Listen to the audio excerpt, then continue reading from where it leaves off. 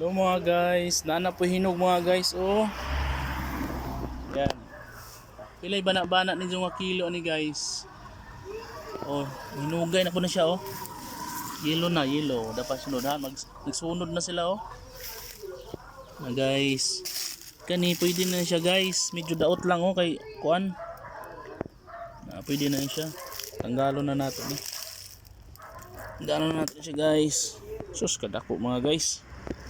At kayo na nabawasan na siya direct ano lang papa dito for sale na siya guys, mga liso na to. Okay, okay.